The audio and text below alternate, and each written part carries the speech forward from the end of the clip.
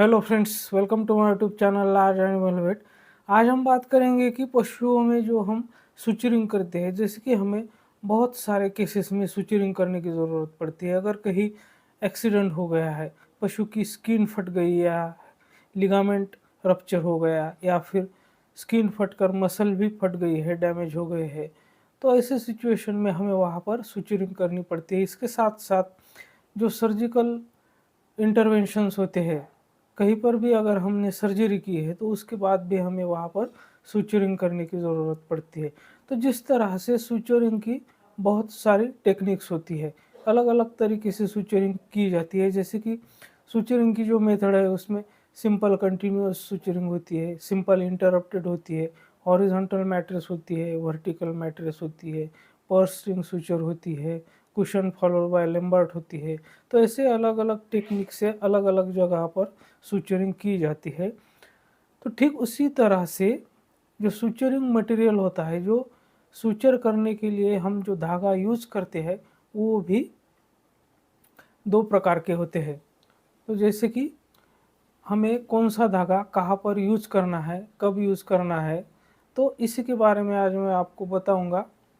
लेकिन उससे पहले अगर आप मेरे चैनल से नए जुड़े हैं या अभी तक आपने मेरा चैनल सब्सक्राइब नहीं किया है, तो प्लीज़ मेरे चैनल को लाइक, शेयर और सब्सक्राइब करें। साथ में बेल वाला आइकन दबाकर ऑल वाला ऑप्शन भी चुनें, ताकि भविष्य में आने वाली हर वीडियो की नोटिफिकेशन आपको समय समय पर मिलती रहे।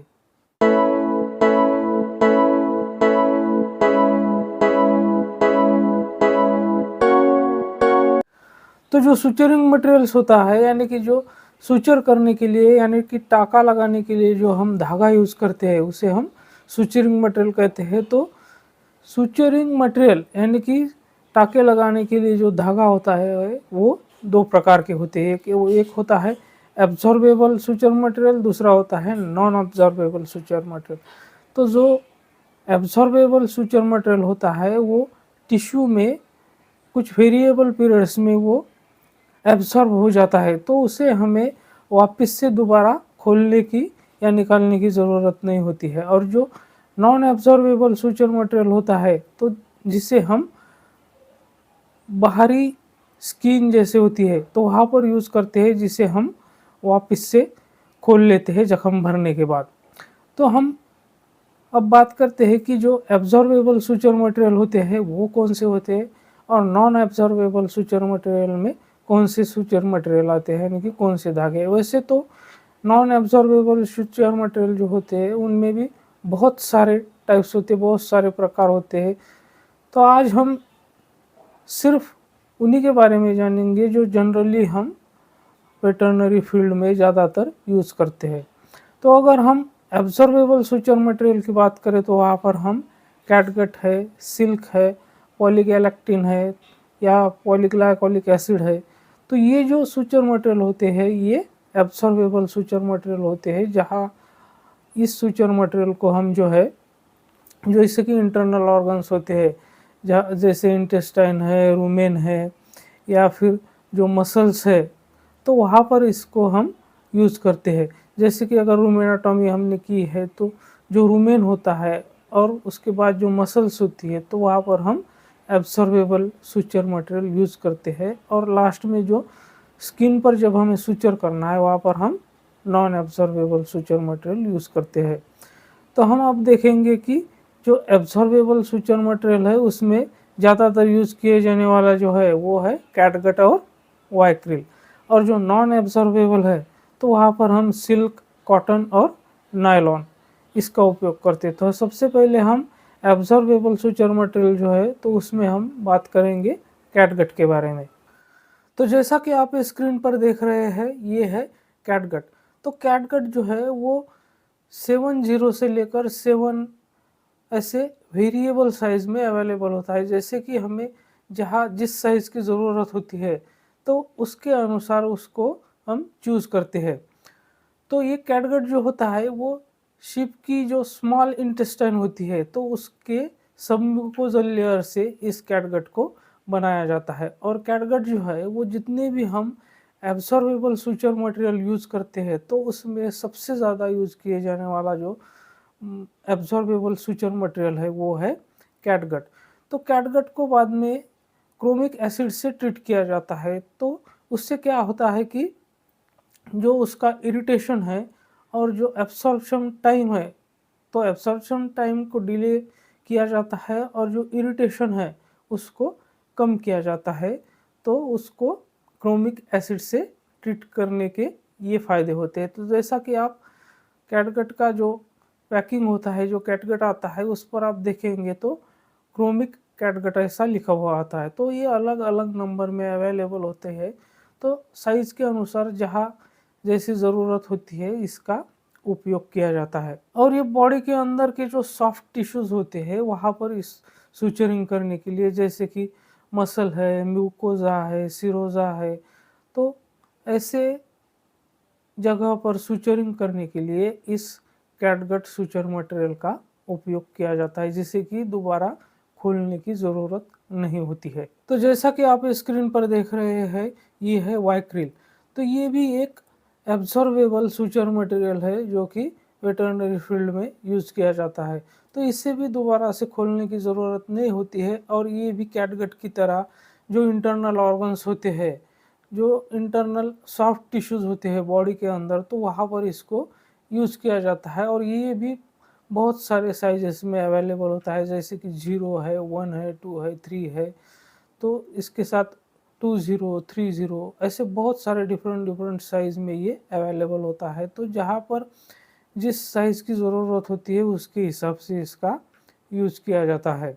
तो अब हम बात करते हैं नॉन एब्जॉर्बेबल सुचर मटेरियल की, यानी कि जो सुचर मटेरियल एब्जॉर्ब नहीं होता, टिश्यूज़ में एब्जॉर्ब नहीं होता है, और उसको हीलिंग कंप्लीट होने के बाद, जहाँ हमने सुचर लगाए हैं, टाँके लगाए हैं, वहाँ पर हीलिंग होने के बाद इस सुचर मटेरियल को निकाला जाता है। तो उसे हम नॉन एब्जॉर्बेबल सुचर मटेरियल कहते हैं। तो जनरली ये जो ऊपरी साइड होती है, बॉडी के ऊपरी पार्ट होता है, जैसे कि स्किन होती है, तो स्किन पर ही ये जो नॉन एब्जॉर्बेबल सुचर होते हैं उनका यूज किया जाता है। तो नॉन एब्जॉर्बेबल सुचर में बहुत सारे सुचर मटेरियल आते हैं, जैसे कि कॉटन है, सिल्क है, नायलॉन है, अम्बिलिकल टेप है। इसके साथ साथ कुछ मेटल के भी आते हैं, जैसे कि स्टेनलेस स्टील भी सुचर मटेरियल आता है, एल्युमिनियम भी सुचर मटेरियल आता है। तो ऐसे बहुत सारे non absorbable suture material available है। वो अलग अलग कंडीशन में अलग अलग जगह पर उसका यूज़ किया जाता है। तो हमारे वेटरनरी फील्ड में जो ज़्यादातर यूज़ किया जाता है, एक तो नायलॉन है, सिल्क है, या फिर कॉटन है। तो आज हम इस तीनों के बारे में थोड़ा सा जान लेंगे कि नायलॉन क्या होता है, सिल्क क्या होता है और कॉटन क्या होता है। तो जैसा कि आप स्क्रीन पर देख रहे हैं, ये है नायलॉन। तो नायलॉन जो है, तो जितने भी हम नॉन एब्सॉर्बेबल सुचर मटेरियल यूज़ करते हैं, तो उनमें सबसे ज़्यादा यूज़ किए जाने वाला जो मटेरियल होता है, सुचरिंग मटेरियल होता है, वो है नायलॉन। तो नायलॉन की एक प्रॉब्लम ये है कि ये स्टिफ होता है, यानी कि थोड़ा हार्ड होता है। तो इसकी वजह से जब हम नॉट बांधते हैं तो उसके लिए ये थोड़ा कठिन जाता है, नॉट जो है वो ठीक से बैठती नहीं है। नायलॉन का जो सुचर मटेरियल होता है वो नॉन कैपिलरी होता है, इसके साथ साथ वो स्ट्रॉन्ग भी होता है, मजबूत भी होता है, और उसका जो सरफेस होता है वो स्मूथ होता है। तो ये जो सुचर मटेरियल है वो चीप भी है और कहीं पर भी आपको इजीली अवेलेबल हो जाता है।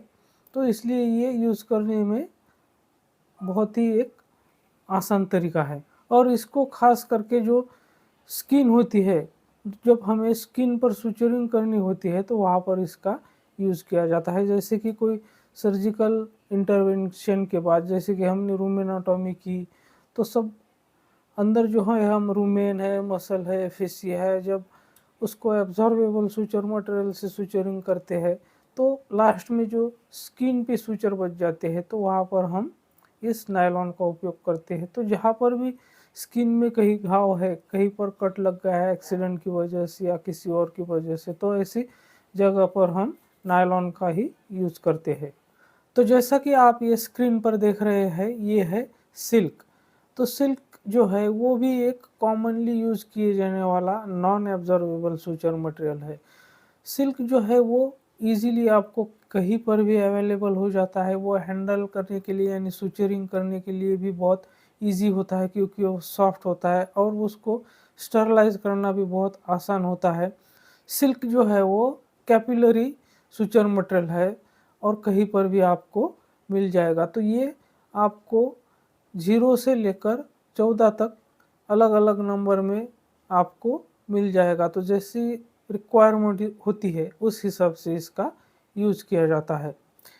इसको ख़ास तौर पर प्रेफ़र किया जाता है हर्नियोग्राफ़ी के लिए क्योंकि इसकी जो टेंशन होल्डिंग कैपेसिटी जो होती है वो बहुत ज़्यादा होती है, तो इसलिए इसको ख़ास करके हर्नियोग्राफ़ी के केस में यूज़ किया जाता है। तो ये जो आप स्क्रीन पर देख रहे हैं ये है कॉटन। तो कॉटन एक ऑर्गेनिक नॉन एब्ज़ॉर्बेबल सुचर मटेरियल है और ये आपको 2 से लेकर 4 ज़ीरो ऐसे वेरियस साइज़ेस में, डिफरेंट साइज़ेस में आपको मार्केट में अवेलेबल है। तो ये भी हैंडल करने के लिए और स्टरलाइज़ करने के लिए बहुत ही आसान है। और ये जो कॉटन है तो नायलॉन और जो सिल्क का जो सुचर मटेरियल होता है उसके मुकाबले बहुत कम इरिटेशन ये करता है। तो ख़ास तौर पर इसका यूज़ स्किन की सुचरिंग के लिए तब किया जाता है कि जबकि आपके पास नायलॉन अवेलेबल नहीं है। तो मेरे साथ बने रहने के लिए आपका बहुत बहुत धन्यवाद।